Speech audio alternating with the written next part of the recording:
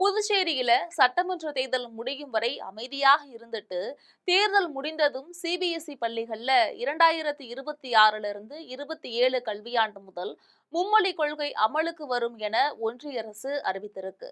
இதனால அந்த மாநிலத்திலிருந்து பிரெஞ்சு மொழி தூக்கப்பட்டு ஹிந்தி கட்டாயமாக்கப்பட்டுள்ளது, அதாவது திணிக்கப்பட்டுள்ளது.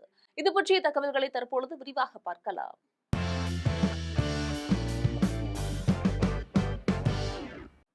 இரட்டை என்ஜின் அரசின் இந்த திணிப்புக்கு புதுச்சேரியில கடும் எதிர்ப்பலையும் கிளம்பி இருக்கிறது.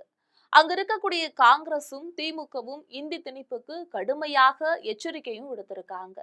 சிபிஎஸ்இ பாடத்திட்டத்திற்கு எதிராக மிகப்பெரிய போராட்டம் நடத்தப்படும் என இரண்டு கட்சிகளுமே அறிவித்திருக்கு. தமிழ்நாட்டை போல புதுச்சேரி யூனியன் பிரதேசத்திற்கு தனியாக கல்வி வாரியம் கிடையாது. அங்க இருக்கக்கூடிய புதுச்சேரி, காரைக்கால் பகுதிகளில் தமிழ்நாடு பாடத்திட்டம் தான் பின்பற்றப்படுகிறது. இதற்கிடையே 2024 25 கல்வியாண்டு முதல் அரசு பள்ளிகள்ல புதிய கல்விக் கொள்கை அமல்படுத்தப்பட்டிருக்கு. இதனால புதுவை மாநில அரசு பள்ளிகளில் முழுமையாக சிபிஎஸ்இ பாடத்திட்டம் அமல்ல இருக்கு அப்படின்னு சொல்லலாம். மேலும் தமிழ்நாட்டை போலவே புதுச்சேரியிலும் இருமொழி கொள்கையே கடைபிடிக்கப்பட்டு வருகிறது.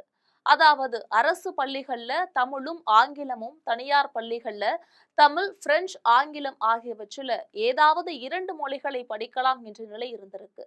இந்த சூழல்ல தான் ஒன்றிய அரசின் சிபிஎஸ்இ ஏப்ரல் 27ஆம் தேதி ஒரு முக்கியமான அறிவிப்பை வெளியிட்டிருக்கு.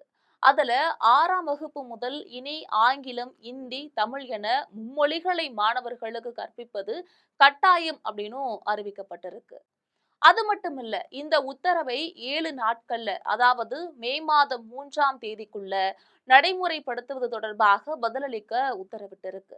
இந்த அறிவிப்பு புதுச்சேரி மக்களிடையே கடும் அதிர்ச்சியை ஏற்படுத்தியிருக்கு. இந்த உத்தரவுக்கு புதுச்சேரி காங்கிரஸ் கடும் கண்டனத்தையும் போராட்டத்தையும் அறிவிச்சிருக்காங்க. இந்த நிலையில அந்த கட்சியோட மூத்த தலைவராக இருக்கக்கூடிய நாராயணசாமி வெளியிட்டிருக்கக்கூடிய வீடியோவுல புதுச்சேரி மாநிலத்துல தாய்மொழி தமிழ், இணைப்பு மொழி ஆங்கிலத்தை தவிர இந்தி திணிப்பதை காங்கிரஸ் ஒருபோதும் ஏற்றுக்கொள்ளாது என்றும், ஏற்கனவே இந்தி திணிப்பை எதிர்த்து புதுச்சேரியிலும் தமிழகத்திலும் கடும் போராட்டம் நடந்த நிலையில இந்தி திணிப்பு கைவிடப்பட்டிருக்கு. தற்பொழுது மோடி அரசு இந்தி திணிப்பை நடைமுறைப்படுத்த முயல்வதாக நாராயணசாமி குற்றம் சாட்டியிருக்காரு. அது மட்டுமில்ல, இந்தி திணிப்புக்கு என்ஆர் காங்கிரஸ் கட்சி தலைவரும் புதுச்சேரி முதலமைச்சருமான ரங்கசாமி உறுதுணையாக இருந்து வருவதாக நாராயணசாமி சாடியிருக்காரு. புதுவை சட்டமன்ற தேர்தல் முடிவு வெளிவருவதற்கு முன்னாடியே அவசரமாக ஏன் இந்தி திணிக்க முயற்சிக்கிறார்கள் என்று நாராயணசாமி கேள்வியும் எழுப்பியிருக்காரு. மேலும் புதிய பாடத்திட்டம் என சொல்லி இந்தியை திணித்து பிரெஞ்சு மொழியை தூக்குவதை காங்கிரஸ் ஏற்காது என்று நாராயணசாமி திட்டவட்டமாக குறிப்பிட்டிருக்காரு. அதே போல கடும் எதிர்ப்பு தெரிவித்திருக்கக்கூடிய புதுவை திமுக பிரெஞ்சு அக்ரிமெண்டில் மக்கள் விரும்பக்கூடிய வரை பிரெஞ்சு மொழி தொடரும் என்று உறுதி தரப்பட்டிருக்கக்கூடிய நிலையில ஒன்றிய அரசு இந்த உத்தரவை உடனடியாக திரும்ப பெறவில்லை என்றால் மிகப்பெரிய போராட்டம் நடத்தப்படும் என்று எச்சரித்திருக்கு.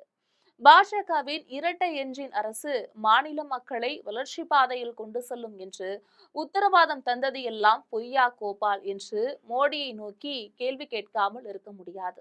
இது பற்றி உங்களுடைய கருத்துக்களை மறக்காமல் கமெண்டில் பதிவிடுங்கள். இது போன்ற அரசியல் செய்திகளுக்காக எப்பொழுதும் இணைப்பில் இருங்கள் ஜெம் தொலைக்காட்சியோடு.